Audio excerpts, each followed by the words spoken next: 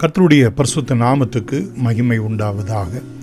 இந்த நாளிலும் உங்களுக்கான வேத வார்த்தைக்கு நேராய் அன்போடு கூட அழைக்கிறோம். இந்த நாளின் தியானத்திற்கென்று சங்கீதங்களின் புத்தகம் 104 அதிகாரம் 31வது வசனம். கர்த்தருடைய மகிமை என்றென்றைக்கும் விளங்கும், கர்த்தர் தம்முடைய கிரியைகளிலே மகிழுவார். பிரியமானவர்களே, இங்கே 2 விதமான காரியங்களை நாம் பார்க்கிறோம். ஒன்று கர்த்தருக்கு மகிமை, இரண்டாவது கர்த்தருக்கு மகிழ்ச்சி. கர்த்தருக்கு மகிமை என்றென்றைக்கும் விளங்குகிறதா இருக்கிறது போல இன்றைக்கும் கர்த்தருடைய நாள், ஓய்வு நாள், பரிசுத்த நாள், தேவனுக்கு ஆராதனை செலுத்த குடும்பமாய் நாம் சபையாராகவும் கூடி ஆராதிக்கின்ற ஒரு நாள். இது கர்த்தருக்கு மகிமையை கொண்டு வரக்கூடியதாய் இருக்கிறது. பிரியமானவர்களே, நாம் அவரை துதித்து அவரை ஸ்தோத்திரித்து அவரை பாடுகிறதுனாலே அவர் மகிழ்ச்சி அடைகிறார். அது மாத்திரமல்ல, கர்த்தருக்குள் மகிழ்ச்சியாய் இருப்பதே நமக்கு பலன் என்று சொல்லப்பட்டிருக்கிறது போல, நாம் கர்த்தருக்கு மகிழ்ச்சியாய் இருக்கிறது போல, பிரியமானவர்களே, கர்த்தர் நமக்கு மகிழ்ச்சியாய் இருக்கிறார் என்பதும் நாம் அறிந்திருக்கிறவர்களாய் காணப்பட வேண்டும். இங்கே வெளிப்படுத்தல் புத்தகம் 4 அதிகாரம் 11வது வசனத்தை நாம் வாசித்து பார்ப்போம் என்று சொன்னார். கர்த்தாவே, தேவரீர் மகிமையையும் கனத்தையும் வல்லமையையும் பெற்று கொள்ளுகிறதற்கு பாத்திரராயிருக்கிறீர். நீரே சகலத்தையும் சிருஷ்டித்தீர். உம்முடைய சித்தத்தினாலே அவைகள் உண்டாயிருக்கிறவைகளும் சிருஷ்டிக்கப்பட்டவைகளுமாயிருக்கிறது என்று இங்கே தேவ தூதர்கள் அங்கே ஆண்டவரை துதித்து பாடுகிறதையும் 24 மூப்பர்களும் சேர்ந்து பாடுகிறதையும் பரலோகத்தின் காட்சியாக இங்கே நாம் பார்க்கிறோம். தேவனுக்கு எது மகிமை என்றால், எது கனம் வல்லமை என்றால், அவருடைய சிருஷ்டிகளாகிய நாம், பிரியமானவர்களே, அவருடைய சித்தத்தின்படி நாம் சிருஷ்டிக்கப்பட்டு உண்டாக்கப்பட்டு இருக்கிறவைகளாய் இருக்கிறபடியினால் அவருக்கு கனமும் மகிமையும் உண்டாகிறது என்று நாம் பார்க்கிறோம். மாத்திரமல்ல, கொலோசியர் 1 அதிகாரம் 16-17 வசனங்களிலே பார்க்கிறோம். அவருக்குள் சகலமும் சிருஷ்டிக்கப்பட்டது, இயேசு கிறிஸ்துவுக்குள் பரலோகத்தில் உள்ளவைகளும் பூலோகத்தில் உள்ளவைகளும் ஆகிய காணப்படுகிறவைகளும் காணப்படாதவைகளுமான சகல வஸ்துக்களும், சிங்காசனங்களானாலும் கர்த்தத்துவங்களானாலும் துரைத்தனங்களானாலும் அதிகாரங்களானாலும் சகலமும் அவரை கொண்டு அவருக்கென்றும் சிருஷ்டிக்கப்பட்டது. அவர் எல்லாவற்றுக்கும் முந்தினவர், எல்லாம் அவருக்குள் நிலை நிற்கிறது என்று நாம் பார்க்கிறோம்.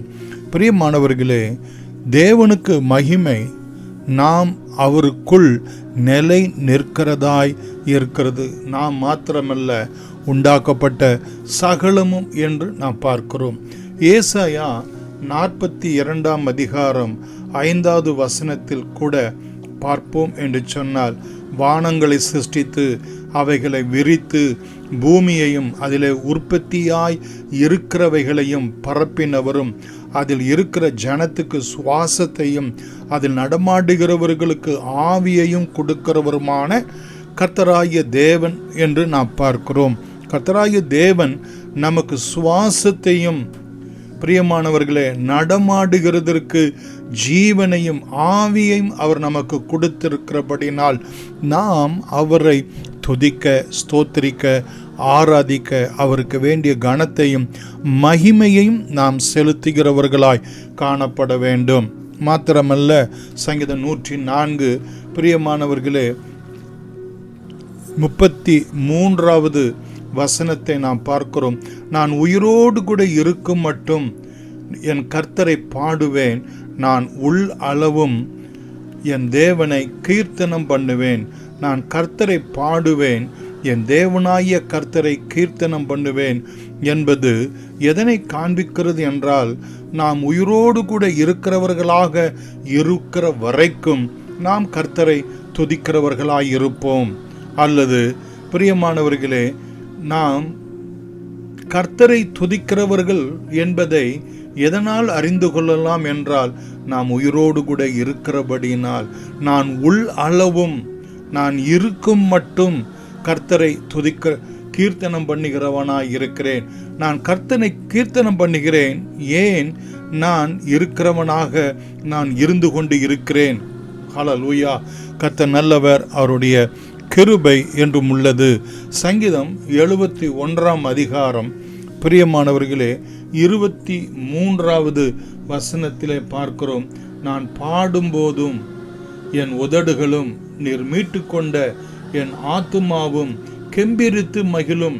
என் உள்ளத்திலே ஒரு மகிழ்ச்சி, என் ஆத்துமாவிலே ஒரு மகிழ்ச்சி என்ன என்றால், பிரியமானவர்களே, நான் அவரை பாடுகிறதுனாலே, அது மாத்திரமல்ல, அவர் என் ஆத்துமாவை ரட்சித்தபடியினாலே நான் அவருக்குள் பாடி மகிழுகிறவனாய் காணப்பட வேண்டும். ஏசாயா 12 அதிகாரம் 5வது வசனத்தில் கூட நாம் பார்க்கிறோம், கர்த்தரை கீர்த்தனம் பண்ணுங்கள், அவர் மகத்துவமான காரியங்களை செய்தார், இது பூமி எங்கும் அறியப்பட கடவது. ஆண்டவர் நம்முடைய வாழ்க்கையில அற்புதங்கள், அடையாளங்கள், அதிசயங்களை செய்திருக்கிறபடினால் பூமியெல்லாம் அதை அறியும்படியாக நாம் கர்த்தரை கீர்த்தனம் பண்ண வேண்டும். சங்கீதம் 104:34 இந்த பரிசுத்த ஓய்வு நாளிலே நாம் கர்த்தரை தியானிக்கிற தியானம் இனிதாயிருக்கும், கர்த்தருக்குள் மகிழுவேன். பிரியமானவர்களே, நாம் அவரை குறித்து தியானிப்பது, ஆராய்வது, அறிகிறது, அது நமக்கு இனிமையானது, மகிழ்ச்சி நிறைந்த ஒன்று. அதைத்தான் சங்கீதம் 19:14 பார்க்கிறோம், என் கண்மலையும் என் மீட்பருமாய கர்த்தாவே, என் வாயின் வார்த்தைகளும் என் இருதயத்தின் தியானமும் உமது சமூகத்திலே பிரீதியாயிருப்பதாக. நாம் கர்த்தரை தியானிக்கிற தியானம் அவருக்கு பிரீதியை உண்டாக்கக்கூடியதாய் இருக்கிறது. கொலோசியர் 3 அதிகாரம் 16வது வசனத்தில் கூட நாம் பார்ப்போம் என்று சொன்னால், கிறிஸ்துவின் வசனம் உங்களுக்குள் சகல ஞானத்தோடும் பரிபூர்ணமாக வாசமாய் இருப்பதாக. சங்கீதங்களினாலும் கீர்த்தனைகளினாலும் ஞானப்பாட்டுகளினாலும் ஒருவருக்கு ஒருவர் இந்த பரிசுத்த நாளிலே புத்தி சொல்லி கொண்டு உங்கள் இருதயத்திலே கர்த்தரை பக்தியுடன் பாடி என்று நாம் பார்க்கிறோம். கர்த்தர் இந்த வார்த்தைகளினாலே நாம் அவரை மகிமைப்படுத்துவோம். பிரியமானவர்களே, அவரை கீர்த்தனம் பண்ணுவோம், அவரை தியானிப்போம். அது நமக்கு ஆசீர்வாதம். God bless you.